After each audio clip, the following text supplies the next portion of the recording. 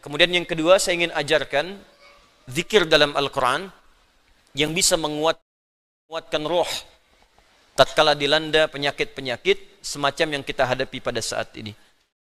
Bismillahirrahmanirrahim.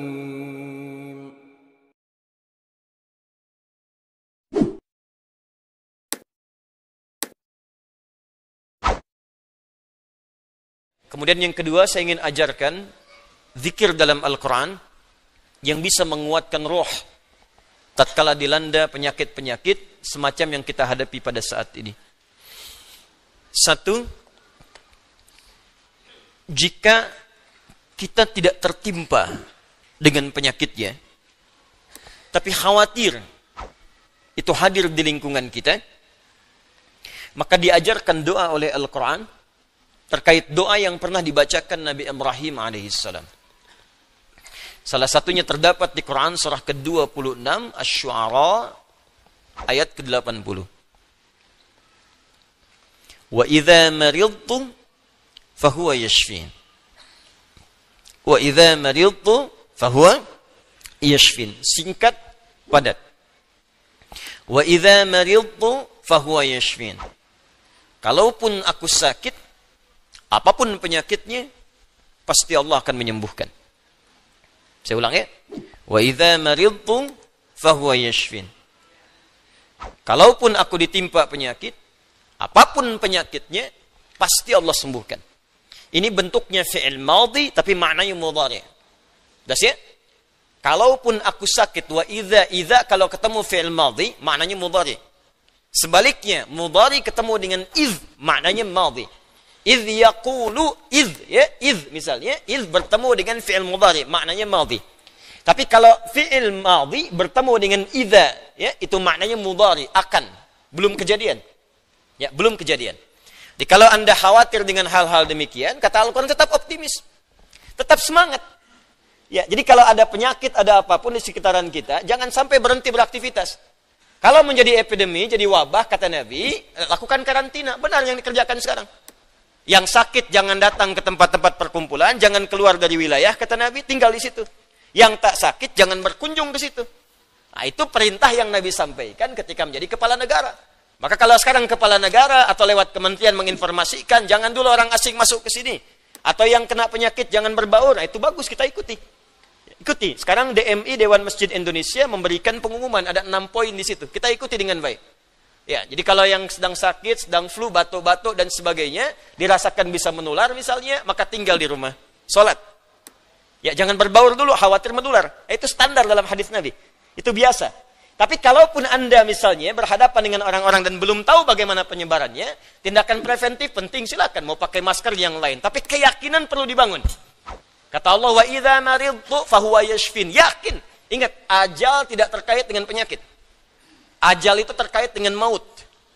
Ingat baik-baik. Ajal terkait dengan maut, bukan dengan penyakit. Ya, belum tentu Anda ditimpa penyakit langsung meninggal, belum tentu. Karena banyak orang sehat pun wafat seketika. Jadi gak ada kaitan penyakit dengan kematian. Ingat ya, kematian terkait dengan ajal. Quran surah ke-7 ayat 34. Walikulli ummatin ajal.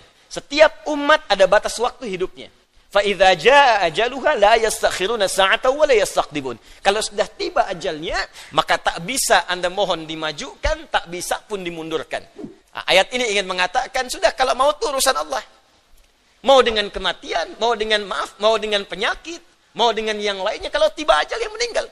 Kalau belum tiba, ya nggak akan wafat. Makanya nggak usah terpikir bunuh diri, nggak ada kerjaan. Ya. Minum baygon misalnya 1 kontainer, ya kalau belum tiba ajalnya nggak akan wafat. Jelas ya? Dan kalaupun sedang sakit, jangan dikait-kaitkan dengan kematian. Mungkin yang nengok meninggal duluan. Bisa jadi begitu. Atau dokter yang mengobati, wafat duluan. Mungkin terjadi. Karena itu, kalaupun Anda kemudian, misal ada vonis dari dokter, Anda terkena, Anda suspek, Anda macam-macam. Tidak. Jangan simpulkan dengan hal-hal yang kecil dulu. Ketika Anda simpulkan, dekatkan dengan kematian, justru itu akan menurunkan imun Anda, sehingga kekebalan tubuh itu semakin menurun. Kuatkan. Ya, wa idza maridtu fahuwa yashfin. Kalaupun saya sakit, Allah pasti akan sembuhkan. Tapi jaga diri baik-baik dengan hal-hal yang tadi diisyaratkan. Yang kedua, kalau Anda terkena penyakitnya, dan divonis menjadi bagian dari ahli penyakit itu. Misal yang sekarang terkena misalnya kena corona atau kena yang lain, kena cancer, kena macam-macam. Maka Allah ajarkan zikir yang selanjutnya yang bisa Anda bacakan, tapi tolong dibacakan dengan penuh keikhlasan dan permohonan kuat kepada Allah Subhanahu wa taala. Saya akan gabungkan 3 surah sekaligus. Insyaallah kalau Anda bacakan dengan benar, di situ ada janji dari Allah seperti Allah janjikan kepada Nabi Ayub, penyakit apapun selain kematian Allah akan berkenan menyembuhkannya. Pertama, saya urutkan dulu dari urutan ayatnya. Quran surah ke-17. Quran surah 17 Al-Isra. Ayat 82. Sudah? Ayat 82. Disambungkan ke Quran surah ke-21 Al-Anbiya. Ayat 83 sampai 84. Nanti saya bacakan ayatnya. Terakhir ditutup dengan Quran surah pertama Al-Fatihah ayat 1 sampai 7. Quran surah ke-17 Al-Isra ayat 82, Quran surah ke-21 Al-Anbiya ayat 83 sampai 84, dan ditutup dengan Quran surah Al-Fatihah ayat 1 sampai ayat 7. Sekarang perhatikan baik-baik. Awas, ini bukan ilmu takatik ya. Ini isyarat Al-Quran. Wa nunazzilu minal Qur'ani ma huwa shifaa'un. Ini poinnya. Wa rahmatul lil mu'minin wa la yazidul zalimina illa khasara. Wa nunazzilu minal Qur'an, dan kami turunkan dari ayat-ayat Al-Quran itu ma huwa shifaa'un, ada yang bisa menjadi syifa. Apa itu syifa? Obat. Apa itu obat? Syifa. Ibu syifa, ibu obat. Baik. Obat penawar itu ada 2 nama. Seperti penyakit pun ada 2 nama. 1, obat bagi penyakit fisik yang standar. Disebut dawa namanya. Dawaun. Penyakitnya daun, obatnya dawaun. Ya, ada riwayat mengatakan likulli da'in dawaun. Setiap penyakit pasti ada obatnya. Kecuali kematian. Ya, kecuali kematian. Selain kematian, kata Nabi, ada obatnya. Ya, kalau kita mau kreatif, kita dapatkan analisis, dapatkan hadis. Ya, likulli da'in dawaun. Da itu penyakit fisik. Ya, pusing, sakit perut, sakit gigi, macam-macam. Kata Nabi, Anda kreatif, dapat obatnya. Obat untuk fisik ini disebut dawa namanya. Ada yang kedua, disebut dengan maradun. Maradun. Marad itu lebih kepada penyakit hati. Penyakit jiwa, roh. Ini. Quran surah kedua Al-Baqarah ayat 10. Fi qulubihim marad fazadahumullahu marada. Ada orang-orang munafik yang kena penyakit. Fisiknya sehat, kuat, ke masjid nomor 1, saf pertama dia. Cuma di hatinya ada penyakit. Ya, masuk masjid nyanjung Nabi, keluar masjid mencela Nabi. Nah, itu penyakit, hati-hati. Masuk masjid, nyanjung-nyanjung, keluar mencela-cela. Di depan berkata baik, di belakang menjelek-jelekan. Ah, itu sakit. Nah, itu sakit tuh. Ya. Apa penyakitnya? Marad. Obat penyakit hati ini, maka namanya bukan dawa, tapi disebut dengan syifa. Syifa. Syifa'un. Tahan, pelan-pelan.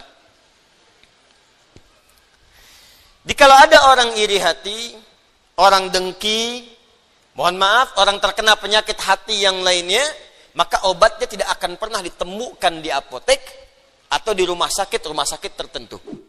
Silahkan Anda datang ke Kimia Farma, datang ke apotek-apotek yang Anda dapatkan di sekitaran, Century dan sebagainya. Tanyakan, ada nggak obat penyakit hati? Ada nggak obat iri hati? Ada nggak obat dengki? Nggak akan ditemukan. Kenapa? Karena mereka khusus menangani penyakit-penyakit fisikal, disebut dengan daun.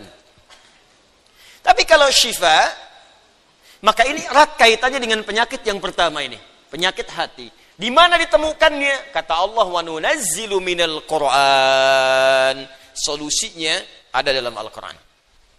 Maka nanti Allah turunkan beberapa amalan-amalan yang saat dikerjakan amalan itu bisa menghikis, menyembuhkan, bahkan menghilangkan penyakit-penyakit hati. Cari ayatnya. Maka Anda akan temukan kalimat-kalimat dalam Al-Quran, ayat-ayat bimbingan. Ini obat untuk menghilangkan malas. Ini obat untuk menghilangkan iri hati. Bahkan ini mencegah penyakit dengki. Kalau ada orang sekitaran dengki dengan kita, bacakan ayat ini. Turun surah Al-Falaq. Kalau ada orang munafik, bacakan surat yang ini. Kalau ada orang ini, bacakan surat yang ini. Nah, pencegahan-pencegahannya, obatnya ditemukan bagiannya di Al-Quran. Tapi syifa juga memiliki makna yang kedua.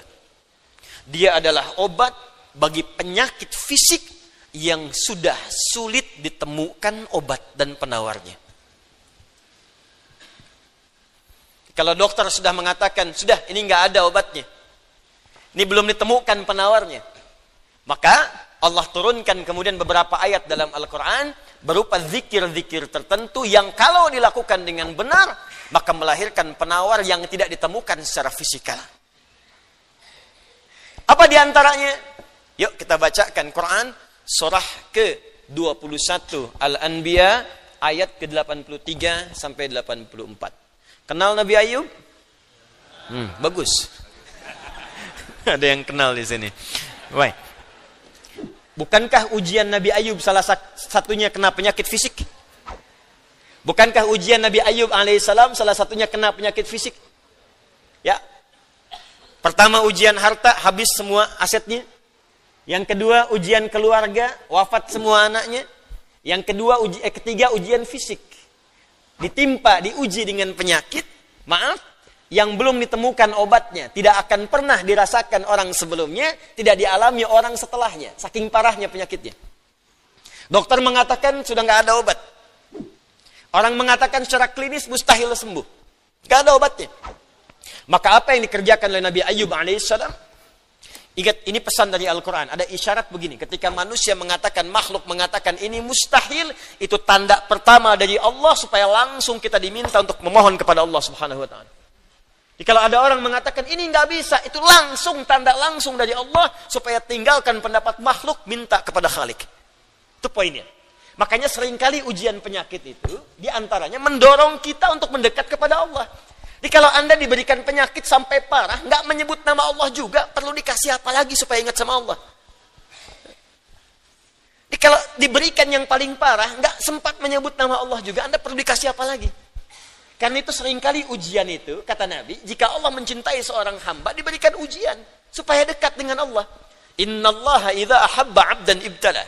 Allah itu kalau sudah cinta dengan seorang hamba, diberikan ujian supaya ingat, nyebut. Mungkin sebentar lagi wafat, sebut nama Allah, dekatkan diri dengan Allah.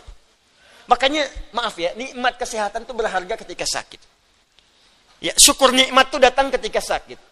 Peningkatan ibadah hadir ketika sakit. Begitu diuji, ingat Allah. Nah, ini yang dikerjakan Nabi Ayub alaihissalam. Begitu penyakitnya sudah mulai mengganggu beliau ibadah, maka perhatikan zikirnya. Amalkan ini, bacakan dengan penuh ketulusan. Wa ayyuba, dan kami buka kisah Ayub alaihissalam. Idh nada rabbahu anni massani yadurru wa anta arhamur rahimin. Ini zikirnya. Anni massani yadurru wa anta arhamur rahimin. Anda boleh bacakan dari sini. Ya, anni massani yadurru wa anta arhamur rahimin. Allahumma anni massani yadurru wa anta arhamur rahimin. Allahumma anni massani yadurru wa anta arhamur rahimin. Dalam tahajud Anda mohon kepada Allah. Yang divonis misalnya matanya sulit sembuh. Yang divonis misalnya ini penyakit gak mungkin sembuh. Yang divonis cancer macam-macam minta. Allahumma anni massani yadurru wa anta arhamur rahimin. Ya Allah, penyakit ini sudah mulai mengganggu saya untuk bisa fokus ibadah kepadamu. Ini kuncinya. Jadi kalau bacakan ayat ini, arahkan ke kepentingan ibadah. Jangan cuma minta sembuh. Sebab yang pengen sembuh pun banyak. Jangankan Anda, yang lain pun pengen sembuh. Apa motivasinya supaya Allah cepat sembuhkan kita? Maka dekatkan kesembuhan itu pada kepentingan ibadah. Minta, ya Allah saya pengen sholat. Berikan kesembuhan pada kaki saya untuk bisa melangkah. Ya. Ini peserta karantina Al-Quran, mungkin sebentar lagi akan datang kisahnya. Ada salah satu matanya yang gak berfungsi. Divonis gak bisa melihat. Gak bisa melihat salah satunya. Dia ikut karantina. Dia baca Quran dengan tulus. Dia berdoa kepada Allah. Sekitar 2-3 hari yang lalu, tiba-tiba dia masuk kamar mandi, dapat cahaya, terbuka, melihat semua. Sekarang matanya bisa melihat normal dua-duanya. Minta, Allahumma anni masanni yadur wa anta arhamur rahimin. Sebentar.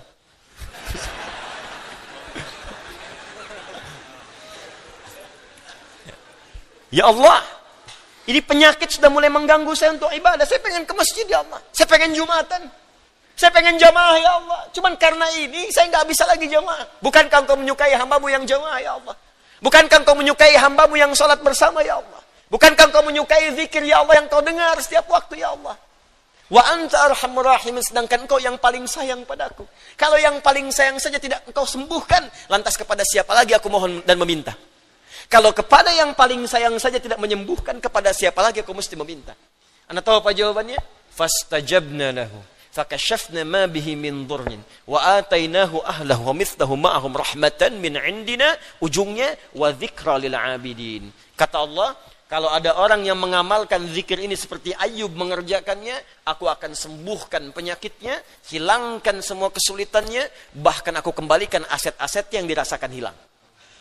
Anda biaya keluar sekian juta, puluhan juta, miliaran dibalikin oleh Allah, seperti Allah mengembalikan Ayub dan anak-anaknya plus aset-asetnya. Anaknya meninggal 12, sembuh kembali, istrinya hamil lagi. Setiap hamil, lahiran kembar, lahiran kembar.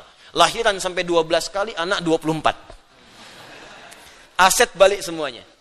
Terakhir, bacakan surah Al-Fatihah dengan benar, karena Al-Fatihah disebut langsung juga oleh Nabi sallallahu alaihi wasallam sebagai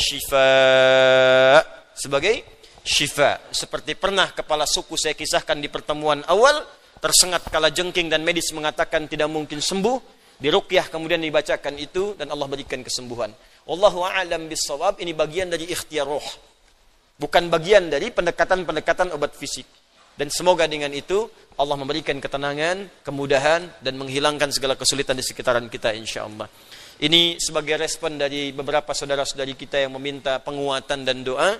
Sekali lagi kita doakan, semoga Allah meringankan semua apa yang kita hadapi saat ini. Allahu, Allahu, Allah.